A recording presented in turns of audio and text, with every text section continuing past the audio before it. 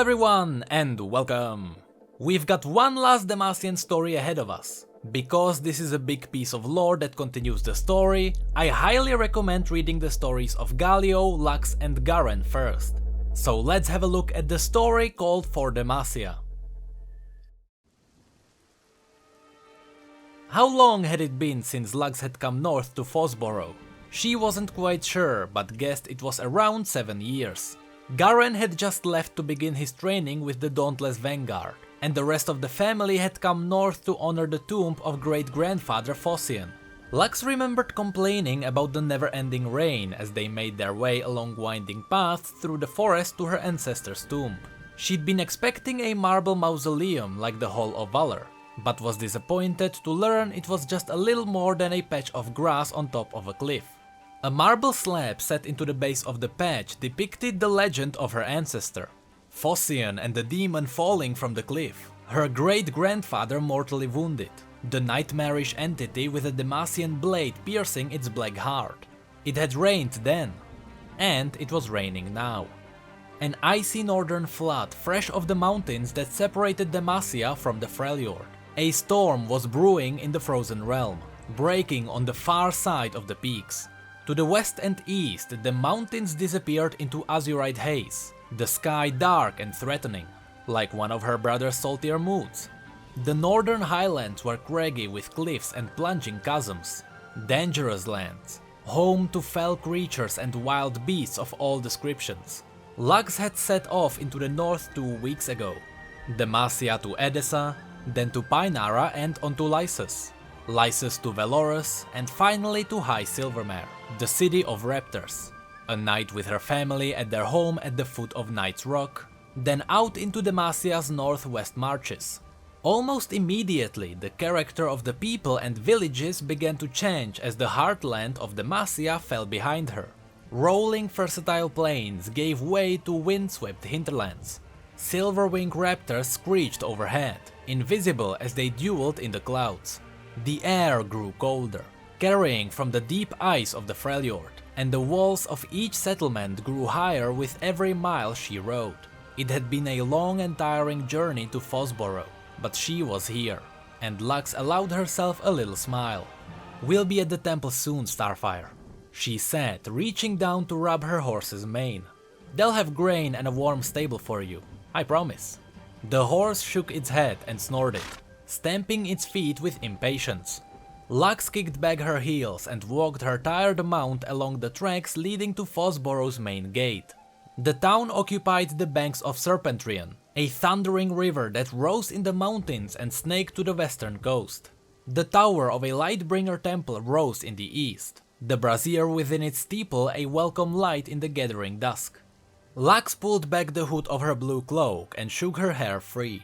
Long and golden, it framed a youthful face of high cheekbones and ocean blue eyes that sparked with determination.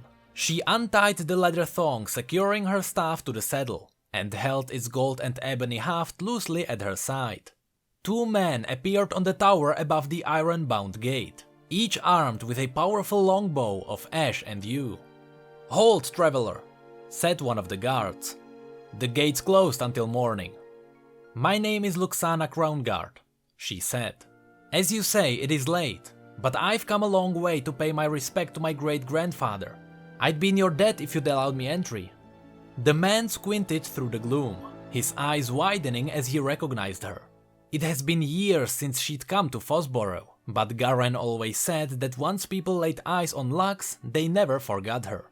"Lady Crownguard, forgive me," he cried, turning to address the man below. "Open the gates!" Lux eased Starfire forward as the solid timbers of the gate lifted into the stone of the barbican with a clatter of heavy iron chains. As soon as it has risen enough, Lux rode under it to find a hastily assembled honor guard awaiting her.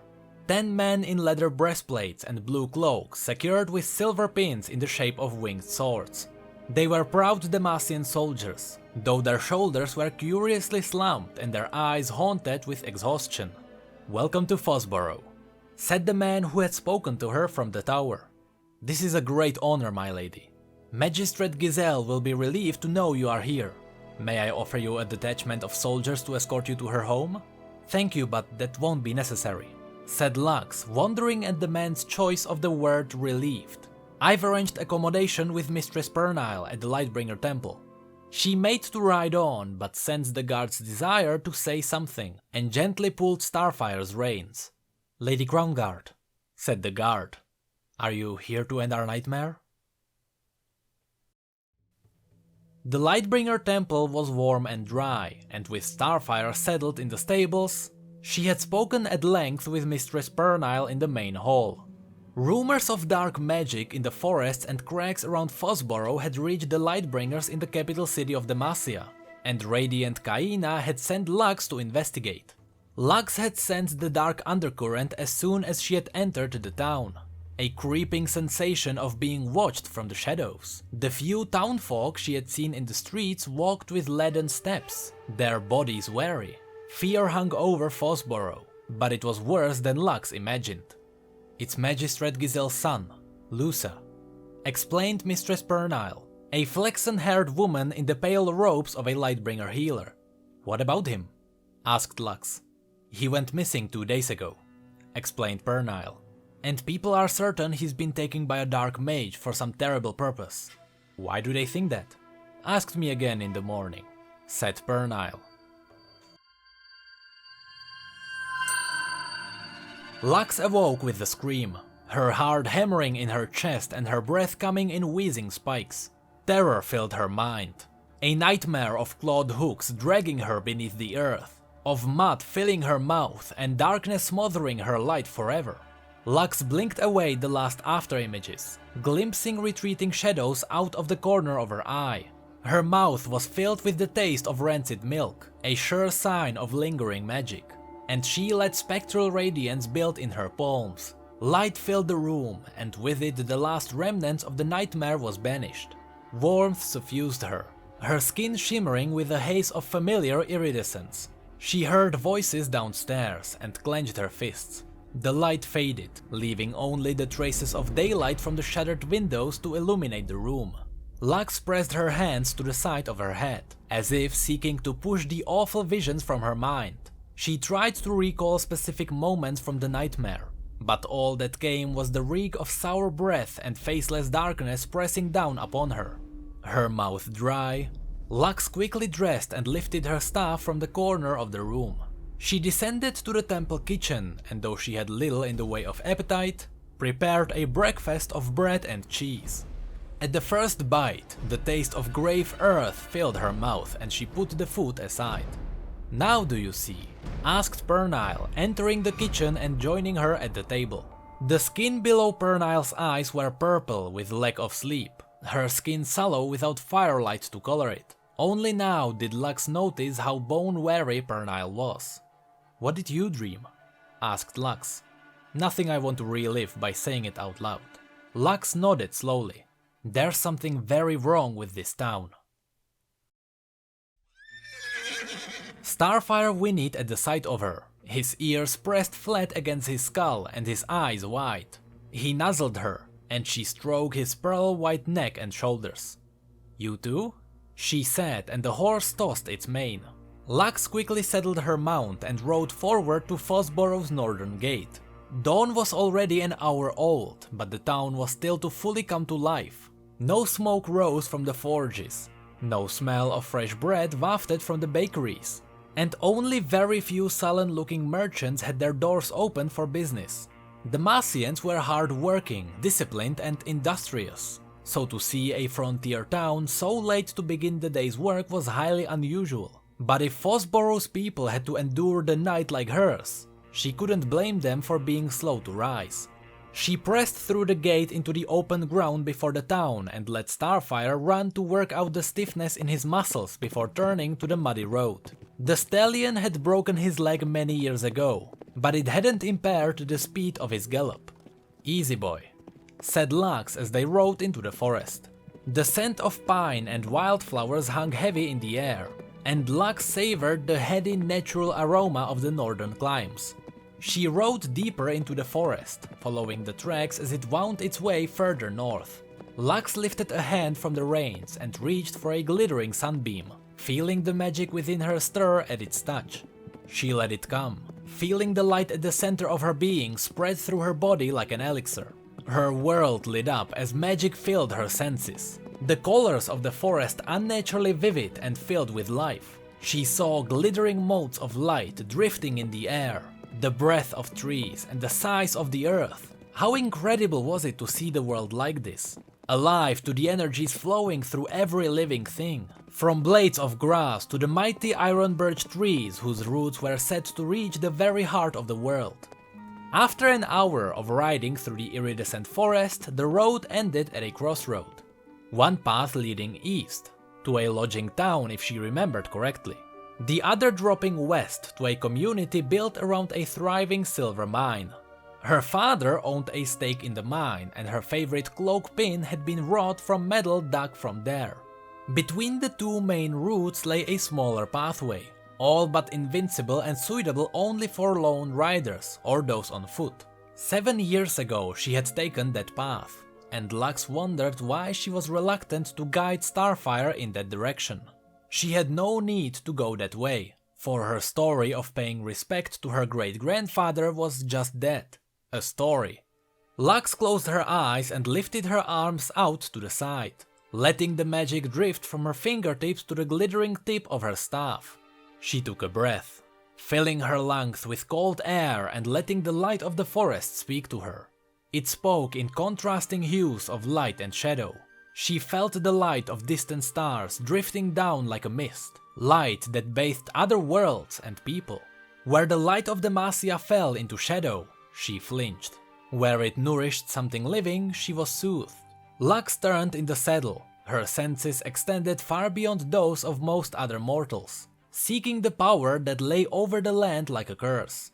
The sun was almost at its zenith, and she frowned as the quality of the light in the forest trembled. She felt shadows where no shadows should dwell, hidden darkness where only light should exist. The breath caught in her throat, like a hand at her neck. A sudden wave of dizziness swept over her. Her eyelids fluttered, drifting close as if she were being pulled into a waking slumber. The forest around her was suddenly silent. Not a breath of wind stirred in the leaves of the trees, nor ruffled so much as a blade of grass. The silver wings were silent, the chattered animal stilled. Lux heard soft noise of grave cloth being pulled tight. Sleep. No, she said, gripping her staff. But the unnatural weariness slipped over her like a comfortable blanket, warm and enfolding. Lux's head dropped and she closed her eyes for the briefest instant. The snapping sound of breaking branch and the scrape of metal flicked Lux's eyes open. She drew in a great draught of air, the cold in her lungs jolting her awake again. She blinked shadows from her eyes and let out an icy breath as she drew her magic back into herself. She heard men on horseback, the jingle of bridle and trace, the rasp of metal on metal, riders armored for war, at least 4, perhaps more. Lux wasn't scared, not yet, and certainly not of men. Whatever darkness was lurking somewhere in the forest was a more immediate threat. Its strength was uncertain, its abilities feeling like someone testing the limits of what they could do. She pulled Starfire's reins, turning him around and setting him side to the paths, ready to face whatever was coming. Freljordian riders? She was too far inland for rivers from the sea, and she would have heard if one of the great mountain forts had fallen. Outlaws, perhaps? That Lux could deal with. She let the magic simmer just beneath her fingertips, ready to unleash its power in destructive bolts of light. The foliage in front of her parted, and 5 horsemen rode into view. Powerful men, armored head to foot in gleaming warplate. They rode wide-chested steeds of grey, none smaller than 17 hands, and each caparisoned in cobalt blue. 4 had their swords drawn, where the 5th had his golden-hilted blade sheathed in a blue scabbard across his back. "Luxana," said this rider, his voice muffled by the visor of his helm. Lux sighed as the knight removed his helmet to reveal dark hair and granite-hewn features that so embodied Demacia it was wonder they weren't on a coin yet. "Garen," sighed Lux. Her brother had brought 4 of the Dauntless Vanguard. Drawn from any other army, 4 warriors would be paltry force. But every warrior in the Dauntless Vanguard was a hero, a legend with tales of valor etched into the metal of their swords. Their deeds were told and retold around tavern tables. Dark of hair and keen of eye was Daedoro, the bearded swordsman who had held the Gates of Mourning against the armored host of the Trifarian Legion for an entire day. Flanking him was Sebeter of Jendale, the slayer of the hideous deep worm who awoke every 100 years for a feast, but which would wake no more. Its fangs were hung in King Jarvan's throne room, next to the newly mounted dragon skull brought in by his son and his enigmatic companion. Slighter, though no less striking, was Varia, she who led the charge onto the decks of the Sea Wolf fleet at Dawnhold. She set their ships ablaze and even cut down their berserk leader. Rodian, her twin brother, had sailed north to Frostheld and burned the Freljordian harbor city to the ground, so that no others would dare sail south to wreak havoc again.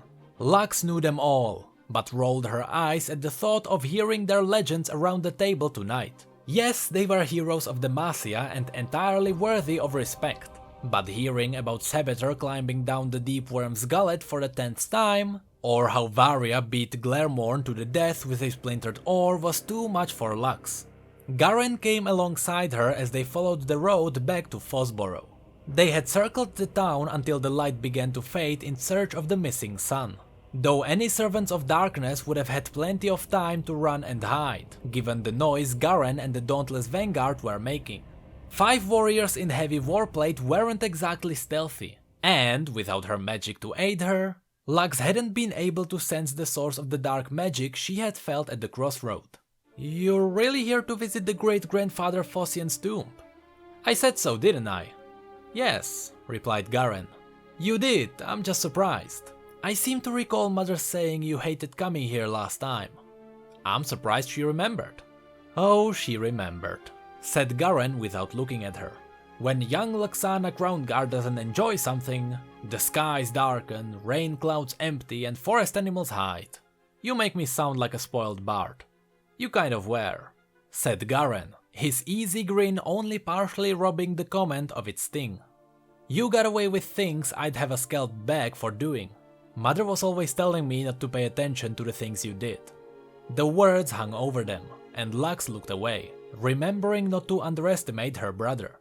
People knew him as honest and direct, with a sound of grasp of tactics, but few ever thought of him as subtle or cunning.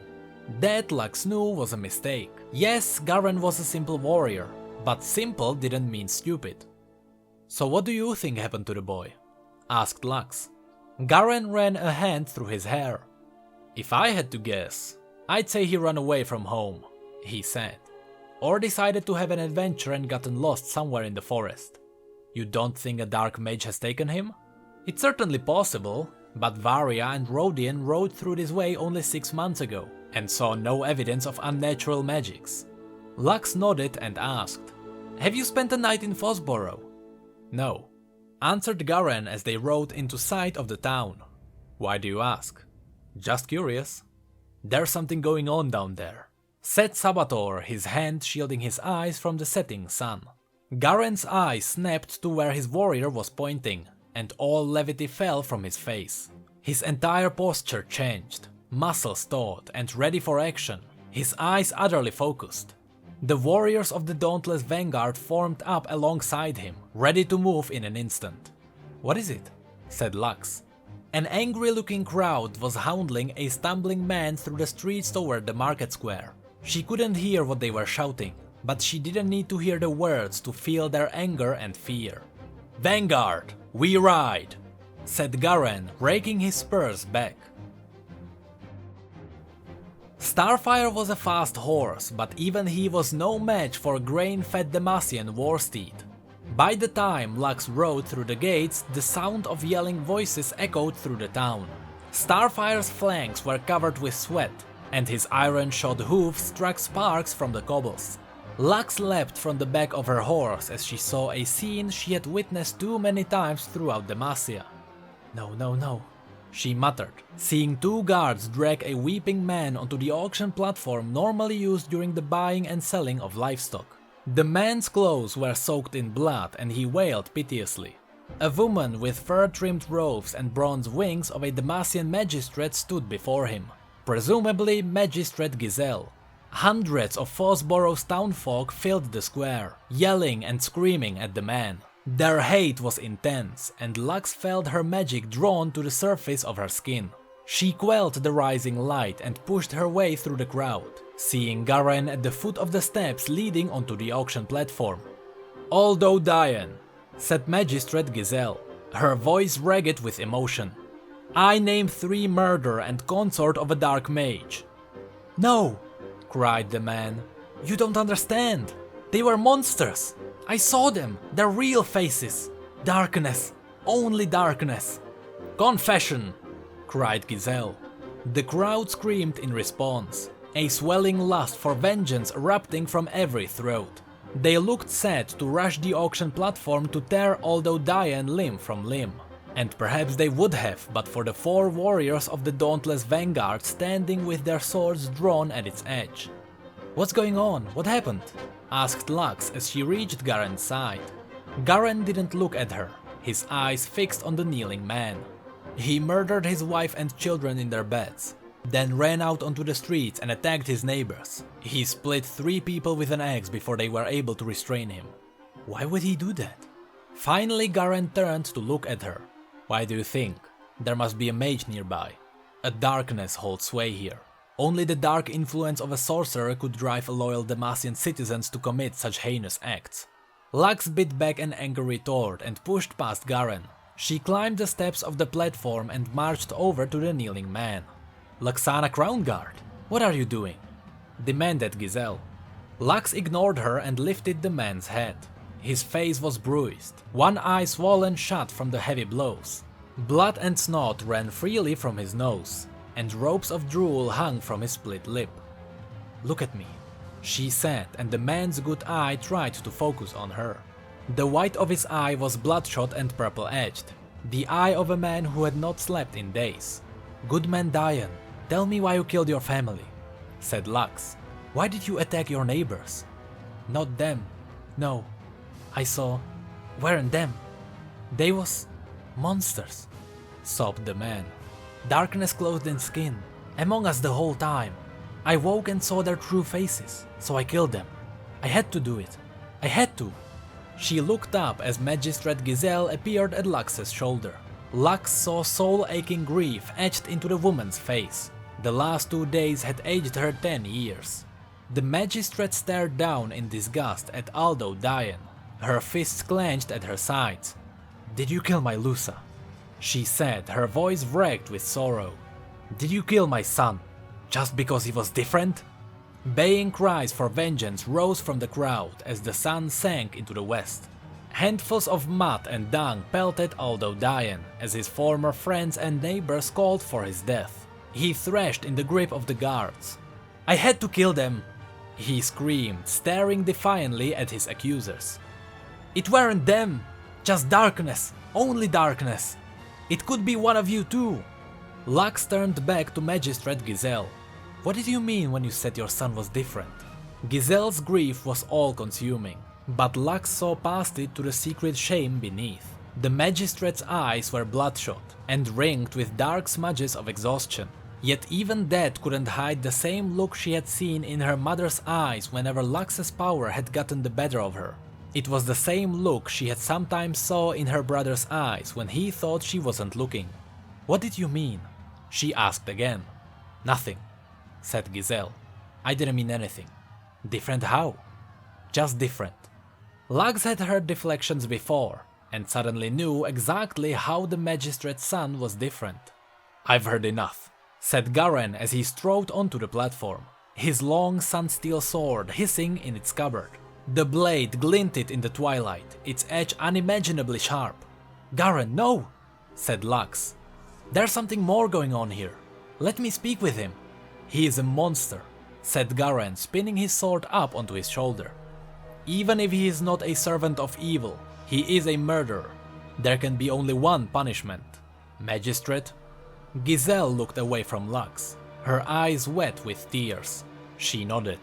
Aldo Dayan, I declare you guilty and call upon Garen Crownguard of the Dauntless Vanguard to dispense Demacian justice. The man lifted his head, and Lux's eyes narrowed as she felt a prickling sensation of something passed through him. A whisper of lurking presence. It slithered away before she could be sure, but a breath of frayed air raised her hackles. Dayan's limbs twitched as if afflicted by a turmoil sickness. He whispered something rasping and faint as Garen lifted his warblade to deliver the executioner's strike. Dayan's last words were all but lost in the roars of approval coming from the crowd, but Lux finally pieced them together as Garen's sword swept down. The light is fading. Wait! Garen's blade clove the man's head from his body in one titanic blow to the roar of approval from the crowd. The body dropped to the platform, twin arcs of blood jetting from the stump of his neck. The head rolled to Giselle's feet as coiling smoke poured from Aldo Dayan's corpse. The magistrate recoiled in shock as a phantom form of wicked claws and searing eyes erupted from the dead man's skull. The spectral darkness launched itself at the magistrate with a crackling of spite. She screamed as it passed through her before disappearing like wind-scattered cinders. Lux felt the breath of the thing's demise. An energy so vile, so hateful and so inhumanly evil that it beggared belief. Magistrate Giselle collapsed, her flesh ashen, weeping in terror. Lux dropped to one knee as myriad visions of horror arose within her, choking fears of being buried alive, of being driven from Demacia by her brother, of 1,000 ways to die a slow and painful death. The light within her fought these terrible sights, and Lux's breath shimmered with motes of light as she spat the taste of death from her mouth. Lux. Garen spoke in whisper, and it took her a moment to figure how she could possibly hear him over the cheering crowd. Lux turned from the sobbing magistrate and felt magic race around her body in a surge tide. The crowd stood utterly silent. Lux, what's going on? Said Garen. Lux blinked away the abhorrent images still searing in her mind and followed Garen's gaze as the warriors of the Dauntless Vanguard rushed to stand to their side. Then, one after another, the people of Fossbarrow fell to the ground, as if the life had simply fled their bodies. Lux clenched her teeth and pushed her way to her feet. The sun had all but vanished behind Fossbarrow's western wall, and her mouth fell open as she saw black vaporous shapes lift from the town's unconscious inhabitants. No two were alike, and Lux saw an assembling host of demons in Noxian armor, vast spiders, many-headed serpents, towering demon warriors with frost axes, great drakes with teeth like obsidian daggers, and scores of things that defied sane description. Sorcery, declared Garen. The shadow creatures closed on the platform, sliding through the air without a sound, an oncoming tide of nightmarish horrors. What are they? Asked Varia. The darkest nightmares of Fossbarrow's people given form, said Lux. How can you know that? Demanded Sabator. I just do, said Lux, knowing she couldn't stay here to fight. Her skills would be best employed somewhere else, and the Dauntless Vanguard could hold their own here. She placed her thumb and forefinger against her bottom lip and whistled a summoning note before turning to Garen. I know how to stop this, she said. How? Said Garen without taking his eye off the approaching demon host. Never mind how, said Lux. Just try not to die before I get back.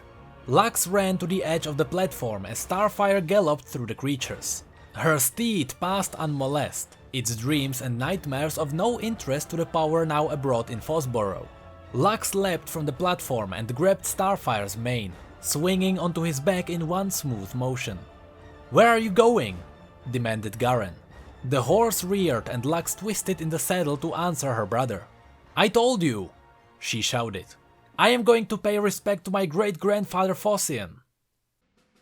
Garen watched his sister gallop through the dark host, carefully navigating a path through the town's fallen inhabitants.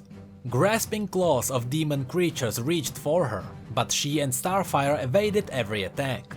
Lux rode clear of the monstrous host and paused just long enough to lift her golden staff to him.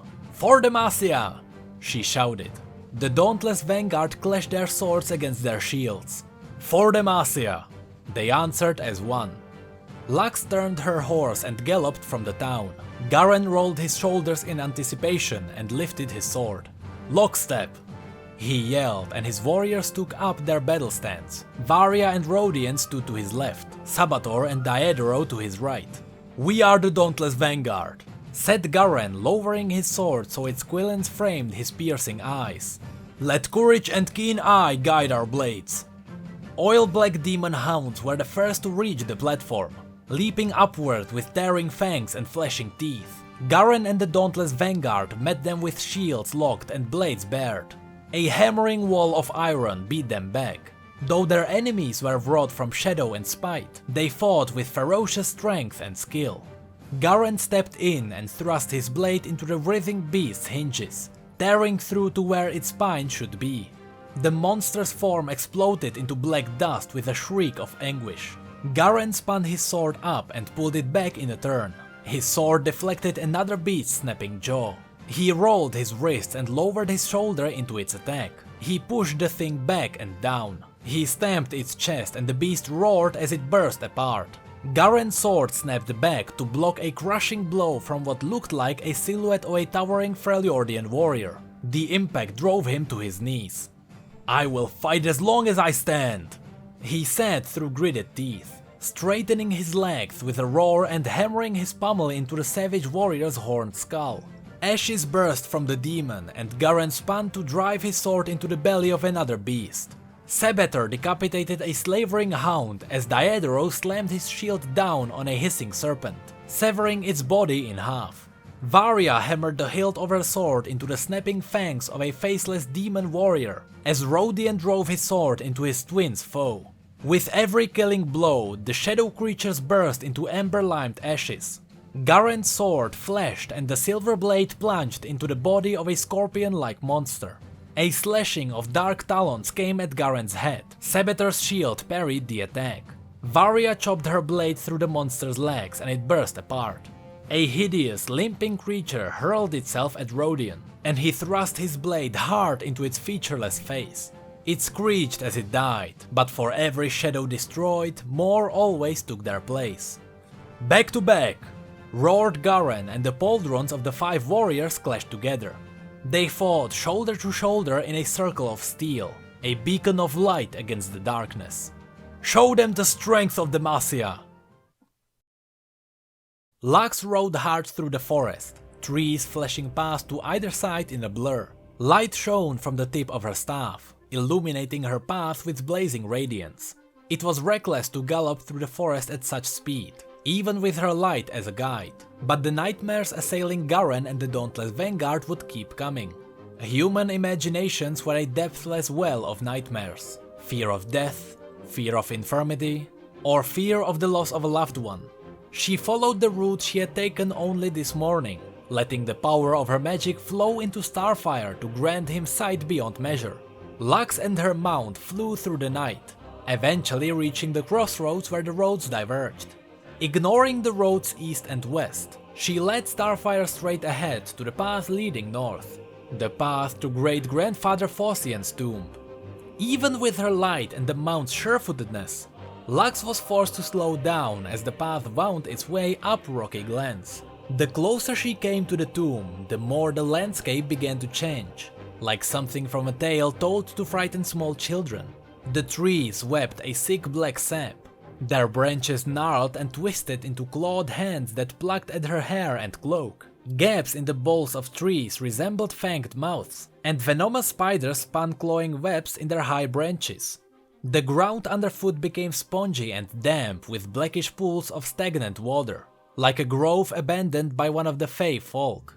Starfire stopped before the entrance to the shadow-withered clearing and threw his head back, nostrils flaring in fear. "Easy boy," she said. "Fossian's tomb is just ahead, only few more steps." But the horse would not be forced into another inch forward. "Fine," said Lux. "I'll go myself." She slid off her horse's back and entered the clearing with her staff held high. Its light gathered like a lantern in a storm, but gave off just enough illumination for her to see. The mount of Fossian's tomb was a shallow hill of grass that looked black in the gloom. Its summit crowned a rough pile of stacked stone. Dark smoke drifted into a sky that whirled with images of ancient horrors awaiting their time to claim the world. Dark lines snaked across the great stone slab telling of Fossian's deeds. A young boy, no more than 12 or 13, sat cross-legged before it, his thin body swaying as if in trance. Tendrils of black smoke coiled from the tomb, wrapped around his neck like strangling vines. "Lusa?" said Lux. The boy's swaying ceased at the sound of her voice. He turned to face Lux, and she fluttered at the sight of his soulless black eyes. A cruel grin split his face. "Not anymore," he said. A looming spider with hook-bladed legs reared over Garen.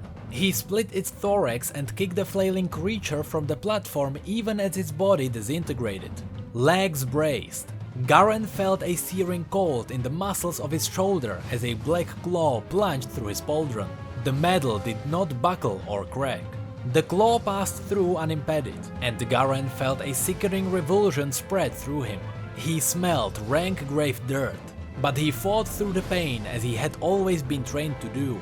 Rodion fell as a hooking blade slid under his guard and plunged into his side. He cried out in pain, his shield lowering. "Straighten up!" yelled Garen. "Shake the pain!"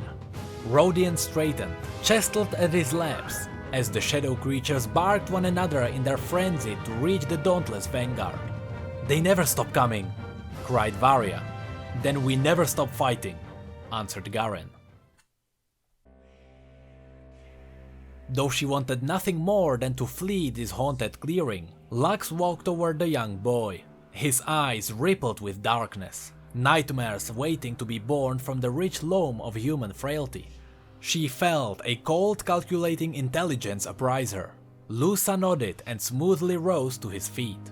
Muttering shadows gathered at the edge of the clearing, monsters and terrors lurking just out of sight as they moved to surround her. "You have nightmares aplenty," he said. "I think I'll crack your skull open with a rock to scoop them out." "Lusa, this isn't you," she said. "Tell me, who do you think it is?" "The demon in that tomb," said Lux. "I don't think it was as dead as people thought when they buried Fossian." Lusa grinned, his mouth spreading so wide the skin at the corners of his mouth tore. Rivulets of blood ran down his chin. "Not dead at all," he said. "Just sleeping, healing, renewing, preparing." "Preparing for what?" said Lux, forcing herself to take another step forward. The boy tooted and shook a lecturing finger. Lux froze, unable to take another step. Now, he said, bending to pick up a sharpened stone. "Let me cut out a nightmare first." "Lusa," said Lux, unable to move but still able to speak. "You have to fight it. I know you can. You have magic within you. I know you have. That's why you ran away, isn't it? That's why you came here, to be next to someone who defeated a demon." The thing wearing the flesh of the boy laughed, and the grass withered around it at the sound. "His tears were like water in a desert," it said, coming forward and circling her as if seeing where best he might crack her skull open. "They woke me, nourished me. I had slept for so long I had forgotten how sweet the suffering of mortals tasted." The boy reached out and stroked her cheek. His touch sent a cold spike of terror through Lux. He lifted his finger away and a smoky thread followed. She gagged as the fear of drowning filled her. A tear rolled down her cheek. "I made him sleep. His dreams were ripe with horrors to be made real," said the boy. "His power is light, a glowing ember compared to the furnace that burns within your flesh. It gave me little in the way of real substance. But childish fears are banquet after I had gone so long without. Demacia is a terror to his kind, to your kind." Lux felt her magic retreat from this creature, the darkness filling the clearing, pressing her light down into little more than a spark. But even a single spark could ignite a flame that would devour entire forest. They hated him. Lusa knew that. You mortals are always so quick to fear the things you don't understand. So easy to fan those flames and draw forth the most exquisite visions of terror. Lux flexed her fingers, the motion painful. But pain meant she had control. She used it. She nursed the building spark within her, kept it apart from her terror, and let it seep slowly back into her body. "Lusa, please," she said, forcing each word out. "You have to fight it. Don't let it use you." The boy laughed. "He can't hear you. And even if he could, you know he's right to fear what his own people would do if they discovered the truth. That he is the very thing they hate. A mage. You of all people should know how it feels." Pain spread along Lux's arm and moved through her chest. The boy's black eyes narrowed as she sensed the build-up of magic. "I know all too well," she said, "but I do not let fear define me." Lux thrust her staff toward the boy with a scream of pain. Her limbs burned and the blow was clumsy. The boy jumped back, too slow. The golden tip of the staff brushed the skin of his cheek. The moment of connection was fleeting, but it was enough. The dauntless vanguard fought with brutally efficient sword cuts and battering blows from their shields, but they could not fight forever. Eventually, the shadows would drag them down. A pack of squirming things with grasping arms attacked from the left, fouling Daedro's swing with their bodies. The blow glanced off his shield and hammered into his shoulder guard. He grunted and punched his sword into the belly of a dark-fleshed beast with the head of a dragon. "Step in!" shouted Sabator. "Keep them at bay!" Garen threw a sword cut into the writhing darkness. A backstroke to the guts and a thrust to the chest. Movement to the right. A howling insect-like skull with fangs like daggers. He slashed it in the eyes. It screamed and burst apart in smoke and cinders. Two more came at him. No room to swing. Another pommel strike strove in the first chest. Stabbed the other in the belly. Blade out. The monsters withdrew. Garen stepped back, level with Varia and Rodion. Each was slathered from helm to graves in ash. "We hold the line," said Garen. "For how long?" asked Daedro. Garen looked to the north, where a distant light shone in the forest. "As long as Lux needs," said Garen with a warning glance. And the shadows came at them again.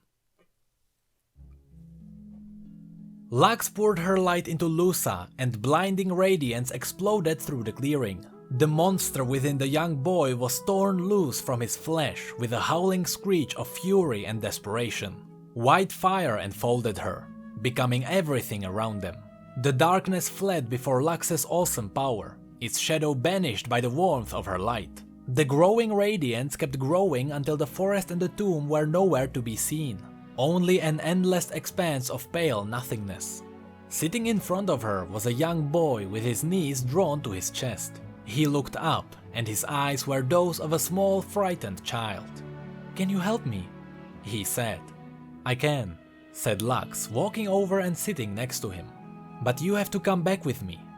He shook his head. "I can't. I'm scared. The Nightmare Man is out there."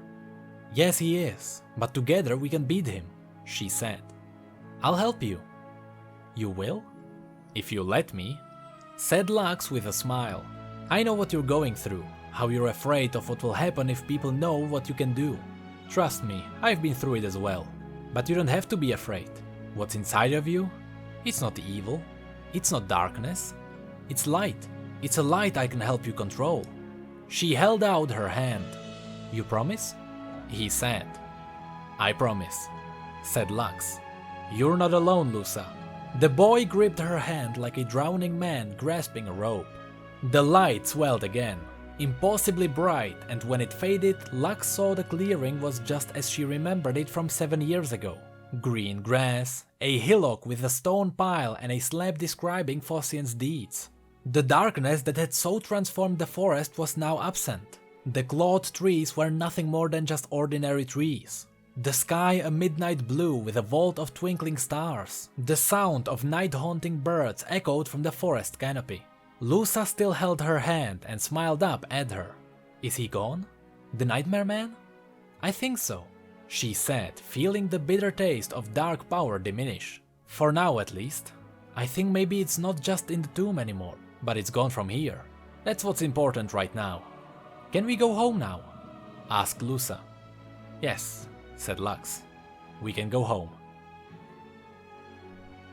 Numbing cold filled Garen. His limbs were leaden, pierced through by shadow claws. Ice running in his veins chilled him to the very heart of his soul, and his vision grayed.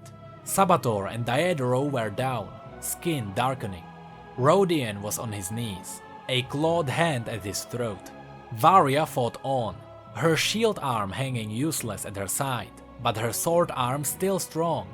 Garen tasted ash and despair. He had never known defeat, not like this. Even when he once believed Jarvan was dead, he had found the will to continue. Now, his life was being sapped with every breath. A towering figure reared up before him, a horned demon with an axe of darkness. It looked like a savage warrior he had slain many years ago. Garen raised his sword, ready to die with the Demacian war cry on his lips. A summer wind blew. The brightness in the northern sky shone like a new risen sun. The shadow creature vanished, blown like scraps of charred leaves in a hurricane. The wind and the strange radiance spread across the town square like daybreak, and the shadows fled before it. Garen let out a breath, barely able to believe he still could. Rodian sucked in a lungful of air as Sabator and Daedro picked themselves up from the ground.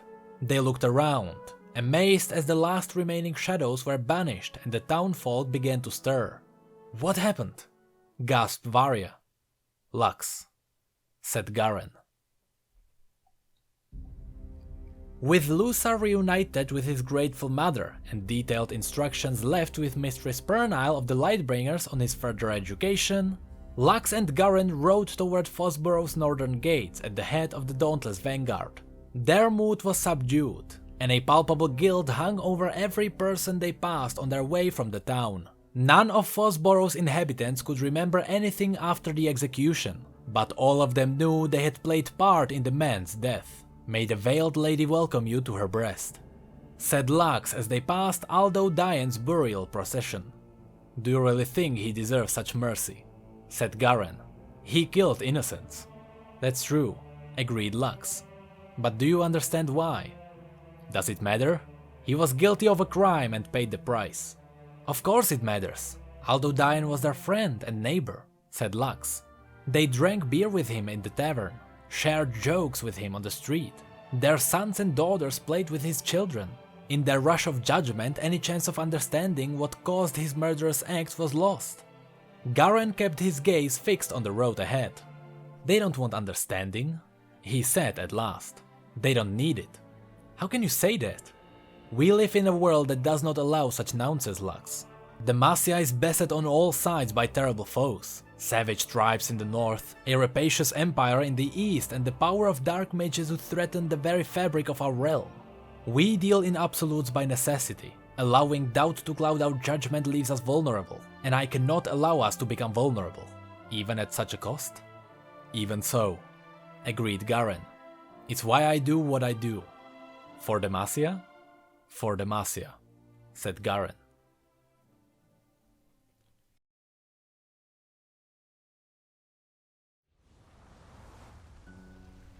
And that was the massive story called For Demacia. I really like how this story foreshadows possible future plots, and on top of that, how it expands the world once again. At this point, I am curious if this demon is connected to the black monsters around Targon's Peak. Because if so, once again our theory is strengthened. But that's it for today.